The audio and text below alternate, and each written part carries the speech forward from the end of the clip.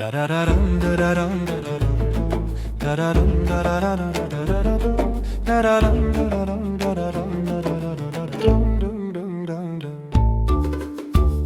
the grand, sprawling city of Krimmer, in the heart of Faerun, lived the Gumflapper family.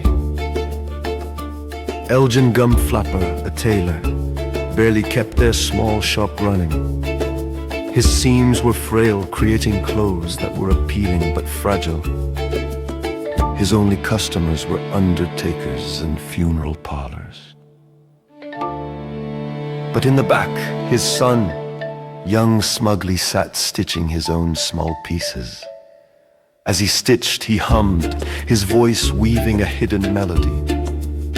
It was a voice sweeter than honeyed wine, a sound that floated through the thin walls, unnoticed by most.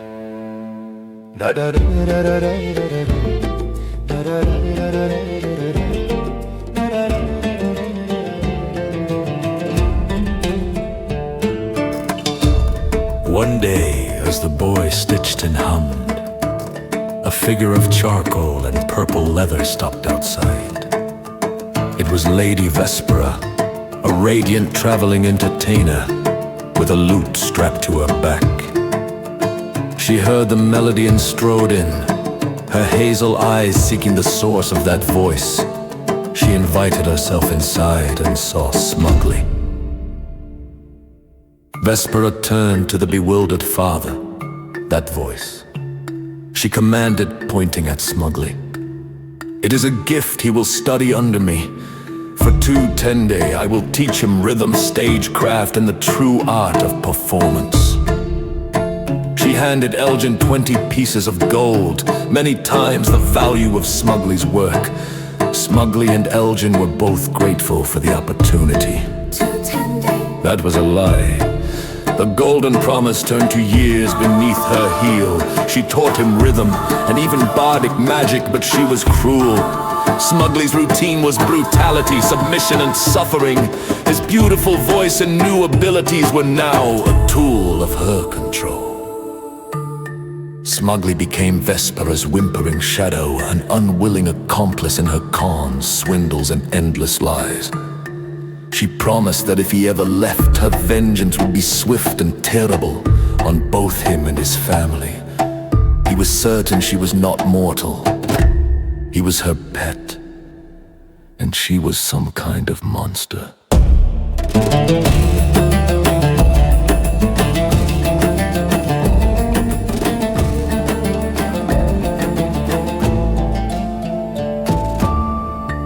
Vespera often paraded Smugly before her fellow criminals and other damaged souls from the city's underbelly. Sometimes she would lend him out like a toy. Once he was loaned to Cormildra Alduth, a disfigured fortune teller who had her eye on Smugly. As their time together drew to a close, Cormildra gave Smugly the gift of her vision. She whispered, "Your ancestry has connections beyond the veil of death.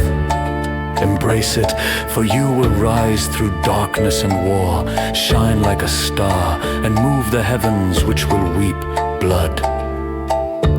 Smugly was terrified by the vision, but he treasured the fortune teller's unexpected kindness. Some months later, a heist went sideways. Fleeing the night watch, Vespera and Smugly were separated in a labyrinth of tangled, shadowed alleys.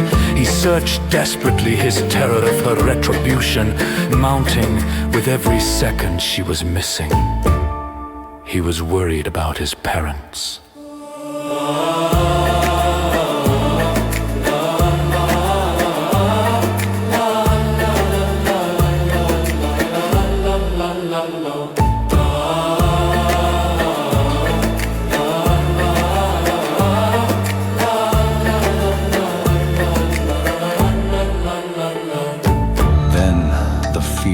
Replaced by a terrible, clear thought.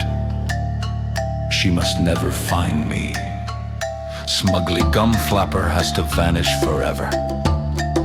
He needed to act quickly before her shadow returned. He snuck into a forgotten theater, let down his hair, grabbed black and white paint, and looked in the mirror.